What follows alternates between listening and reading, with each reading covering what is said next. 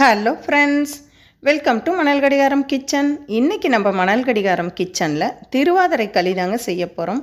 இந்த திருவாதிரை களி நம்ம செய்யும் போது நம்ம எல்லோருக்குமே சில தவறுகள் வரும். ஒன்று, தண்ணி கூடுதலாக இருக்கும், இல்லை மாவு கூடி போயிடும்.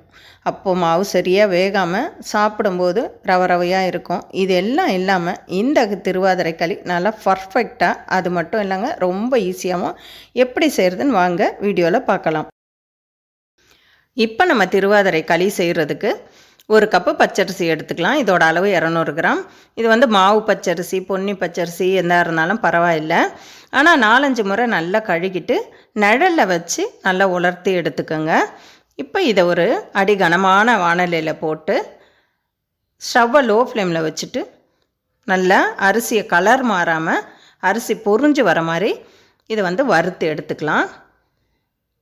பாருங்கள், அரிசி வந்து கலர் மாறக்கூடாது, அதே சமயத்தில் அரிசி நல்லா பொரிஞ்சு வந்திருக்கு பாருங்கள். இந்த மாதிரி வர மாதிரி வறுத்து எடுத்துக்கோங்க.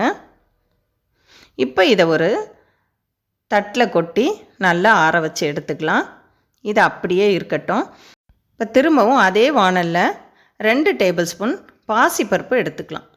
பச்சை பருப்புன்னு சொல்லுவோம்ல, இந்த பாசிப்பருப்பு, அதாவது சிறுபருப்பு, இது எடுத்து இதையும் ஸ்டவ்வை வந்து லோ ஃப்ளேமில் வச்சு கலர் மாறாமல் பொன்னிறமாக வர மாதிரி நல்லா வறுத்து எடுத்துக்கலாம். பாருங்கள், நல்லா ஒரு பொன்னிறமாக வந்துடுச்சு, வாசனை கூட வந்துடுச்சு. இந்த ஸ்டேஜில் ஸ்டவ் ஆஃப் பண்ணிவிட்டு இதையும் எடுத்து அரிசி வச்சுருக்க அதே தட்டில் கொட்டி நல்லா ஆற வச்சுக்கலாம். இது அப்படியே இருக்கட்டும், ஆறட்டும். அதுக்குள்ளே நம்ம வெல்லம் காய்ச்சி எடுத்துக்கலாம். இப்போ அரிசி எடுத்த அதே கப்பில் 2 கப்பு வெல்லத்தை பொடிச்சு சேர்த்துக்கோங்க. சேர்த்துட்டு அதே கப்பில் 1 கப்பு தண்ணியும் சேர்த்து வெல்லத்தை நல்லா கொதிக்க வச்சு காய்ச்சி எடுத்துக்கோங்க. இப்போ வந்து வெல்லம் வந்து பாகுபதம் வரணும்னு அவசியம் இல்லைங்க. வெல்லம் வந்து கரைஞ்சி வந்தாலே போதும். வெல்லம் நல்லா கரைஞ்சி வந்துருச்சு. இப்போ நம்ம ஸ்டவ்வை ஆஃப் பண்ணிவிட்டு எந்த பாத்திரத்தில் நம்ம களி கிண்ட போகிறோமோ அதே பாத்திரத்தில் வெல்லம் தண்ணியை வடிகட்டி சேர்த்துக்கலாம். இப்போ 1 கப்பு வெல்லம் தண்ணி இருக்குது நம்மக்கிட்ட. இப்போ அதே கப்பில் அரிசி எடுத்த அதே கப்பில் இது கூடவே 5 கப்பு தண்ணி சேர்த்துக்கலாம். அதாவது மொத்தம் 6 கப்பு தண்ணி நமக்கு தேவைப்படும். 1 கப்பு அரிசிக்கு 6 கப்பு தண்ணி தேவைப்படும். இந்த 5 கப்பு தண்ணியும் சேர்த்துட்டு இது கூடவே ஒரு 1/4 டீஸ்பூன் உப்பும் சேர்த்துட்டு நல்லா ஒரு முறை கலந்து விட்டுக்கோங்க. இப்போ இது அப்படியே இருக்கட்டும், நல்லா கொதிக்கட்டும். இப்போ நம்ம ஆற வச்சுருக்க அரிசி நல்லா ஆறி வந்துருச்சு. இப்போ இதை மிக்ஸி ஜாரில் போட்டு நல்லா ரவை மாதிரி அரைச்சி எடுத்துக்கலாம். ரொம்ப மாவாக இருக்கக்கூடாதுங்க, ரவை பதத்துக்கு அரைச்சி எடுக்கணும். இது கூடவே 4 ஏலக்காவும் சேர்த்து அரைச்சி எடுத்துக்கலாம். கொஞ்சம் கொஞ்சமாக மிக்ஸியை சுற்றி பாருங்கள், அப்போ தான் இது ரவை பதத்துக்கு வரும். இல்லைன்னா மாவு மாதிரி ஆகிடும். பாருங்கள், இந்த மாதிரி கொரப்பாக அரைச்சி எடுத்துக்கோங்க. இப்போ பாருங்கள், நம்ம தண்ணி நல்லா கொதிக்குது. இந்த சமயத்தில் ஸ்டவ்வை மீடியம் ஃப்ளேமில் வச்சுட்டு இந்த அரைச்சி எடுத்த மாவை கொஞ்சம் கொஞ்சமாக போட்டு கைவிடாமல் நல்லா கலந்து விட்டுக்கோங்க.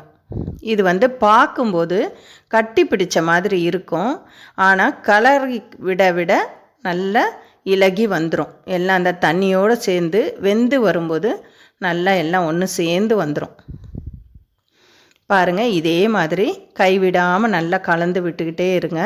ஆனால் ஸ்டவ்வு வந்து லோ ஃப்ளேம்லேயே வச்சுக்கோங்க. லோ ஃப்ளேம், மீடியம் ஃப்ளேம் அந்த மாதிரி மாற்றி வச்சுக்கோங்க. அதிகமாக தீ வந்தால் அடி பிடிச்சிடும், கரிஞ்சு போயிடும். இப்போ இது கூடவே 1 டேபிள் ஸ்பூன் அளவு நெய் சேர்த்து கலந்து விட்டதும் திரும்பவும் 1 டேபிள் ஸ்பூன், இன்னொரு டேபிள் ஸ்பூன் அளவு நெய்யும் சேர்த்து நல்லா கலந்து விட்டுக்கலாம்.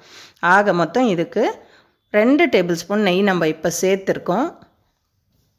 திரும்பவும் நம்ம தாளிக்கும் போது இன்னொரு டேபிள் ஸ்பூன் சேர்க்க போகிறோம். இப்போ வந்து இதை ஸ்டவ்வை இன்னும் கூட நல்லா குறைச்சி வச்சுட்டு ஒரு மூடி போட்டு மூடி வச்சுக்கலாம். இந்த சூட்லேயே இது வெந்து வந்துடும்.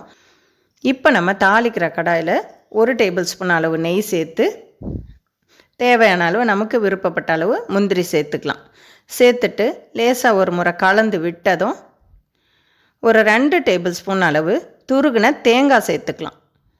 இந்த தேங்காய் வந்து இந்த மாதிரி நெய்யில் போட்டு வதக்கி சேர்க்கும்போது இந்த திருவாதிரை களி வந்து கெட்டு போகாதுங்க. 2 நாள் ஆனால் கூட ரொம்ப நல்லாயிருக்கும், வாசனையாகவும் இருக்கும், அதே சமயத்தில் ரொம்ப சுவையாக இருக்கும். நல்லா பொரிஞ்சு வந்துருச்சு பாருங்கள். இப்போ நம்ம ஸ்டவ்வை ஆஃப் பண்ணிவிட்டு நம்ம ஏற்கனவே களி வெந்துக்கிட்டு இருக்குல்ல, இப்போ அதை பார்க்கலாம். பாருங்கள், மணல் மணலாக எப்படி நல்லா ரொம்ப குழன்னு இல்லாமல் எவ்வளோ நல்லா இருக்குது பாருங்கள். இப்போ நம்ம இந்த முந்திரியும் தேங்காயும் தாளித்து வச்சுருக்கோம்ல, அந்த தாளிப்பை இதில் சேர்த்துக்கலாம், இந்த களியில் சேர்த்துக்கலாம். சேர்த்துட்டு இதை ஒரு முறை நல்லா கலந்து விட்டதும் இதில் நம்ம பச்சை கற்பூரம் சேர்க்க போகிறோம். இங்கே பாருங்கள், 2 சின்ன சின்ன துண்டு பச்சை கற்பூரம், இந்த அளவு சேர்த்தா போதும். விருப்பப்பட்டால் சேர்த்துக்கோங்க, இருந்தால் சேர்த்துக்கோங்க, இல்லைனா பரவாயில்லை. ஏன்னா இந்த திருவாதிரை களிக்கு பச்சை கற்பூரம் சேர்க்கறது அவ்வளவு விசேஷம்னு பெரியவங்க சொல்லுவாங்க. அதனால் நல்லா வாசனையாகவும் இருக்கும், அது சேர்த்துக்கோங்க.